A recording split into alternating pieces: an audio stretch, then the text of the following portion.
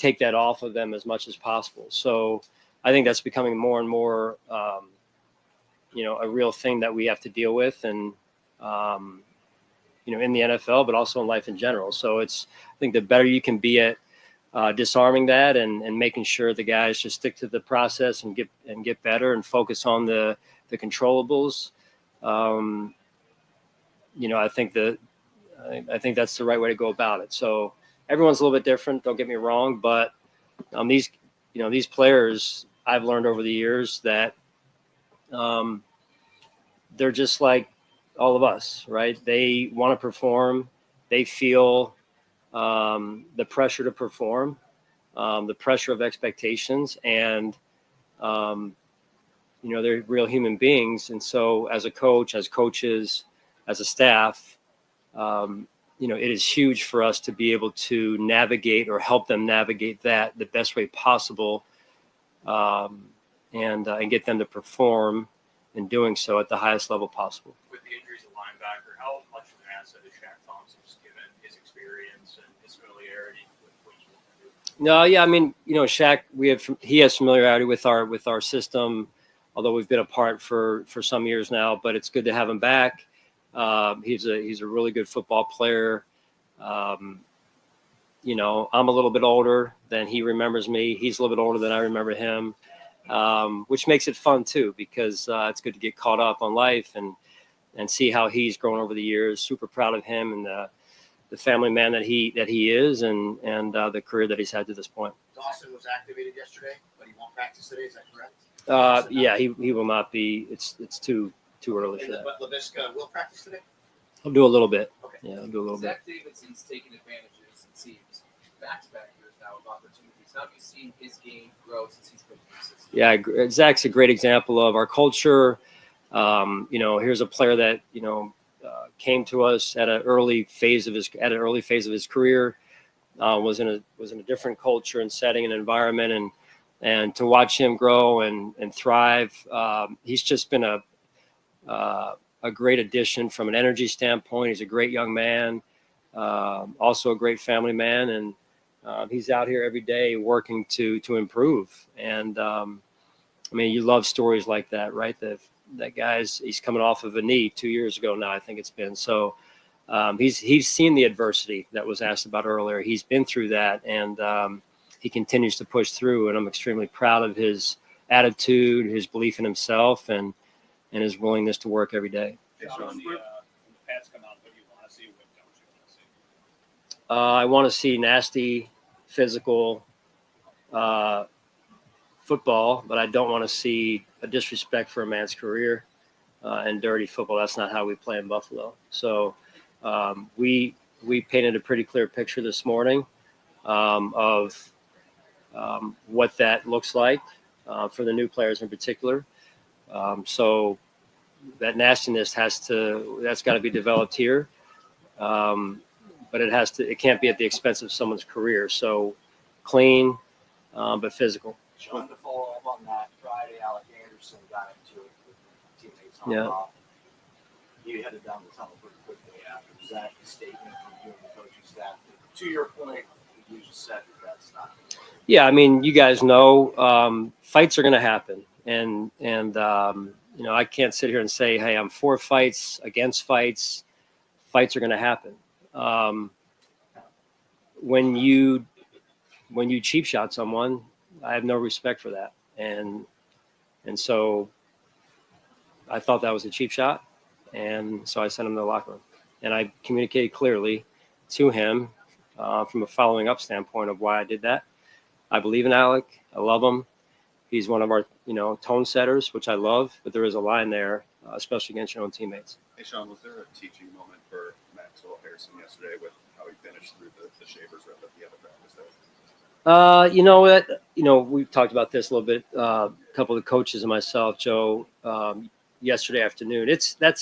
There's football, right? And you never want to see a player go down. Thankfully, Shaves is in pretty good shape, all things considered, with the way that looked. So I thought maybe we finished a step too long on the play. But listen, we can sit here and bitch and complain and put our hands up in the air and say, but we're competing, and that's football. And some things are going to come up, unfortunately, sometimes. That to me is almost a bang bang, maybe a step too long. But you start coaching that, and then the players pull off. So we're trying to get something done here. There are going to be some of those things that come up.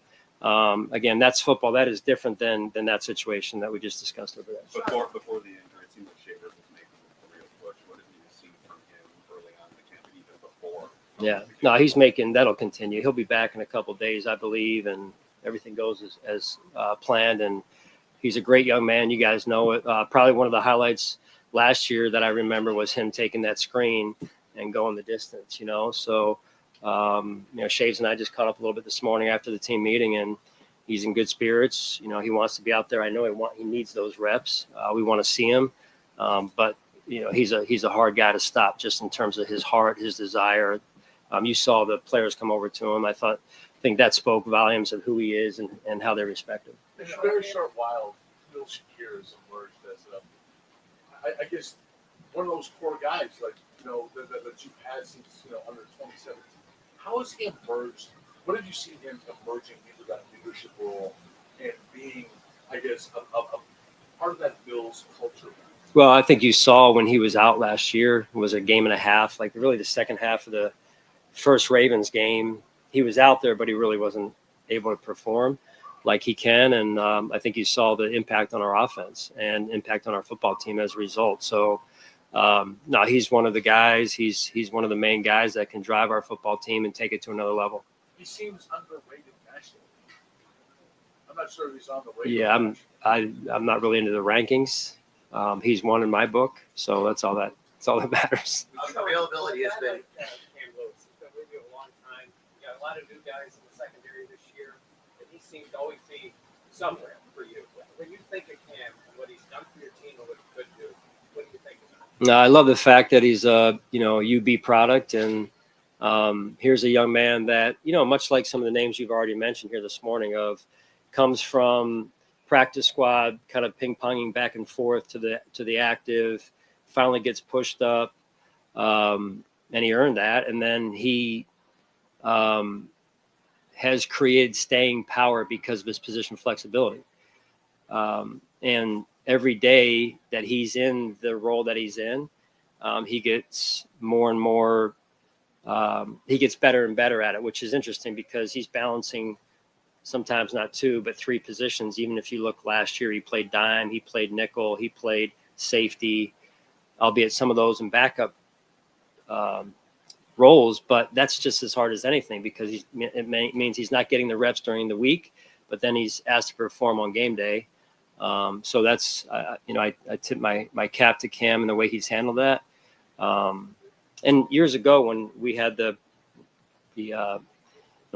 UB Pro Day or our local Pro Day when he was there. I mean, Lance Leipold, who was his coach, is like, hey, this is the guy. And then I walked around to different staff members and saying, hey, and everyone pointed to Cam. And it's been real. It's been true. So Availability has been a bit of an issue for Balin the last couple of years. But when he's healthy, what does he bring for you? Oh, yeah. You're talking linebackers, right? So linebackers, especially if you're not the starter, you're playing special teams, your core special teams players, and expected to contribute in that capacity. And Balin has that ability, as you said, and he knows this. We've talked about it. Is the availability is what's held him back at times. So he's very aware of that, and we're doing the best. Our medical staff's doing the best that we can to get him just in the right spot so that, we can test that a little bit, but not too much. And then he can get on into the season here. With Sean Sullivan, have you seen another level of confidence in Would you say solid? Sullivan? Yeah. A different level of confidence and really development as far as technique for the type of role that he played. Yes. He's a second-year player, as you know, that I thought really had a good off season. And some players come in, make an impact their first year, and then that second or that first summer or second summer, however you want to say it, they kind of, I got this. I know what this is. I've done the same thing going from junior high to high school to college. They kind of get comfortable, and Sally didn't do that. Sally had an impact on special teams a little bit there for us and had some reps on defense. and I thought his summer was really good, and that's paying off as you watch him out here already this to camp this morning. Yeah, you're How good. do you feel Cole Bishop has handled what you've asked of him thus far? He's done a good job. Yeah, he's done a good job. He's focused. T-Rap has done a really good job of basically, locking arms with him and keeping him not dialed in, but more like, safeties, as you guys know, with Mike and Jordan, they have to be in lockstep, right, along with the middle linebacker and the nickel position, because they are the quarterbacks of the defense. And Cole, in his second year, is asked to do that, which is a hefty responsibility, in addition to just playing his position. So, I mean, that leadership by those guys that have helped him has been instrumental in his development to this point. There's still a lot of room for work, though, just through reps, experience, seeing what he hasn't seen, last year being hurt some of the season. So, getting these reps, the longer he can stay out here, the better off he'll be. Thank you, guys. Appreciate it. Sorry.